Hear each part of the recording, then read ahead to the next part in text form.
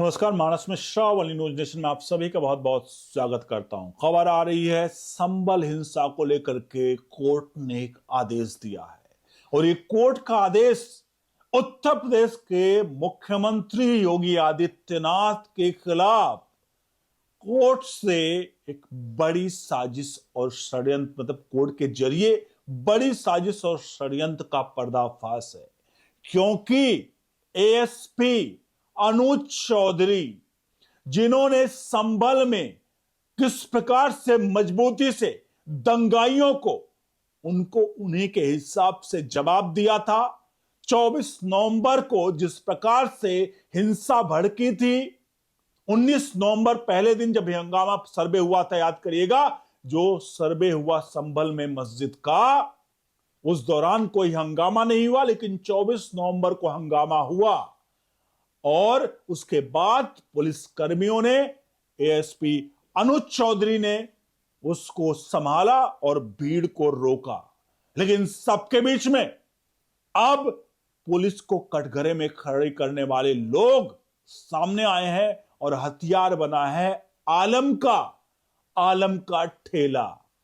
ये आलम का ठेला क्या है आपको बताएंगे, क्योंकि उत्तर प्रदेश के मुख्यमंत्री योगी आदित्यनाथ आलम के ठेलों पर जो पत्थरबाजी इकट्ठा करके पत्थरबाजी होती है, उन ठेलों से और गली गली में उन पर पत्थर पहुंचाए जाते हैं। अब जब पुलिस ने कार्रवाई की, पुलिस की तरफ से गोलियों, मतलब रोक, अपने बचाव के लिए अगर कुछ चीजें की गई, तो अब उसी आलम का पिता जो है वो पहुंच गया कोर्ट में।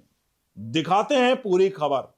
अनुरोध करेंगे वीडियो पूरी देखिएगा और कमेंट बॉक्स में अपनी राय प्रतिक्रिया जरूर दीजिएगा, क्योंकि ये वीडियो हर एक उस फोन तक पहुंचनी चाहिए जहां कोर्ट में जज साहब लोग तो सबूतों का इंतजार करते हैं, लेकिन जज साहब लोगों का हाथ पकड़वा करके कैसे काम कराया जाता वकीलों के द्वारा, ये आपके सामने आने जा रहा है।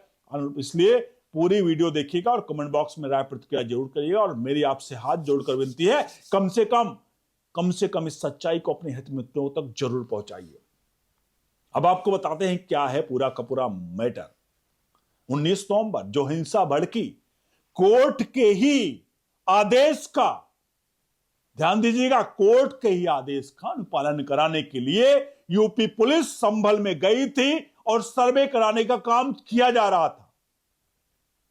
और जब यह काम किया गया तो अब कोर्ट में ही सवाल खड़े हो रहे हैं। एक तरफ उत्तर प्रदेश में हाल है और तमिलनाडु का सुन लीजिए।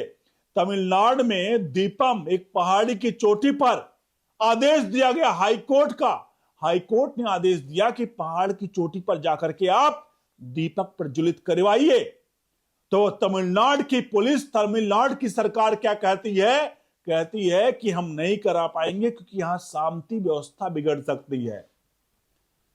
एक तरफ वहां कोर्ट फिर दोबारा कहता है कि आप करवाइए, लेकिन अधिकारी क्या कहते हैं कि हम नहीं करवा पाएंगे। दूसरे तरफ उत्तर प्रदेश की पुलिस है। ध्यान रखिएगा, कांग्रेस समर्थित है सरकार तमिलनाडु में और उत्तर प्रदेश में मुख्यमंत्री योगी आदित्यनाथ हैं। जहां एक तरफ एक सर्वे का या कोई भी काम हो, वो तमिलनाडु की पुलिस नकार रही है, वहां की सरकार नकार रही है कि हम कोर्ट के आदेश को इंप्लीमेंट नहीं करा पाएंगे। दूसरी तरफ कोर्ट के ही आदेश का इंप्लीमेंट कराते हुए एएसपी अनुज चौधरी जब एक्शन लेते हैं तो उसी कोर्ट से उनको कटघरे में खड़ा कर दिया जाता है। तो बता दें आपको, आलम जो है, आलम का पिता कोर्ट पहुंचा था। जो पूरी कहानी है उसमें कहा जाता है कि आलम को इस घटना में गोलियां लग गई थी, बाद में उसका इलाज हुआ, वो सही हो गया। अब आलम का पिता कहना है कि आलम ठेला लेकर जा रहा था और ठेला लेकर जाने के दौरान उसको गोली लग गई और वो घायल हो गया। अब एक सवाल बड़ा है, सर्वे हो रहा था, सर्वे के दौरान चारों तरफ भीड़ से इकट्ठा थी और उस भीड़ में आलम क्या कर रहा था? आलम कर क्या रहा था? वो ठेला ले जाकर सब्जी बेच रहा था या पत्थर बेच रहा था? सोचिएगा जरूर, क्या कर रहा था उस भीड़ में? अगर कहीं भीड़ हो रही भी, हिंसा हो रही, पुलिस होगी, कोई ठेला लेकर के उस बीच अपना व्यापार करने पहुंचेगा या दुकानें बंद होती हैं ऐसे माहौल में? तो आलम करने क्या गया था? आलम पत्थर का सौदा, मतलब पत्थरों का सौदेबाजी करने गया था कि ठेले पर पत्थर लेकर गया था। और पुलिस टीम में जब कार्रवाई की तो उसके बाद वो भागा। और जाहिर सी बात है, पुलिस ने भी कहा कि जो दंगाई थे वो पुलिस के हथियारों को छीना, पुलिस के चीजों को छीना, अपने हथियार लेकर आए, पुलिस पर हमले करने का प्रयास किया। पुलिस ने जब थोड़ी सख्ती दिखाई उसके बाद ये दंगाई भागे। अब आलम के पिता के कहने पर कोर्ट ने कहा है कि भैया एफआईआर दर्ज करो, जो एसपी अनुज चौधरी हैं, बाकी 12 पुलिस वाले या 15 से 20 पुलिस वालों पर एफआईआर दर्ज करके 1 हफ्ते के भीतर कॉपी भिजवाइए।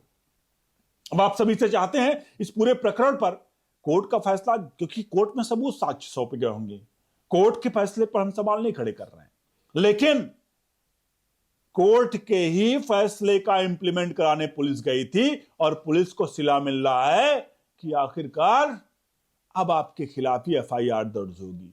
तो आलम पुलिस पर, मतलब जो ठेले पर क्या पत्थर लेकर सौदा करने गया था, जो उसको गोलियां लगी, क्योंकि वो कोर्ट में कहा गया है कि वो व्यापार, बेचारा आलम व्यापार करने निकला था ठेले पर, इस वजह से उसको बेचारा ठेले पर व्यापार करते वक्त उसको गोलियां लग गई। बड़ा सवाल है, एक तरफ तमिलनाडु जहां दीपम प्रज्वलित करने का आदेश है कोर्ट से, लेकिन वहां दीपक प्रज्वलित नहीं हो रहा है। एक तरफ अब उत्तर प्रदेश की बात करें, जहां कोर्ट के आदेश पर एएसआई सर्वे का आदेश दिया गया और पुलिस उस सर्वे को, उस कोर्ट के आदेश का इंप्लीमेंट कराने पहुंचती है। आलम वहां पत्थर व्यापार करने निकलता ठेले से, भीड़, हिंसक भीड़ होती है, बल पुलिस से बंदूकें छोड़ने का प्रयास करती है, गोली चली, लगी, लेकिन दोनों सरकारों को समझिएगा, लेकिन यहां उत्तर प्रदेश में योगी आदित्यनाथ सरकार है और एक दिलेर एसपी अनुज चौधरी भी हैं जो माने जाते हैं इन सब चीज के लिए। लेकिन देखते हैं, बहरहाल सुप्रीम कोर्ट का, आपकी जगह कोर्ट का फैसला है, इस कोर्ट के फैसले का उत्तर प्रदेश सरकार जरूर इंप्लीमेंट कराएगी, क्योंकि वो कोर्ट के आदेश का पालन करवाना जानती है। राहुल गांधी और तमिलनाडु सरकार जैसे लोग जो कि कोर्ट के फैसले पर भी अब तक चुप्पी साधे हुए, ना लिखित जवाब आया ना कुछ आया। बने रहिए न्यूज़ नेशन के साथ। बहुत बहुत धन्यवाद।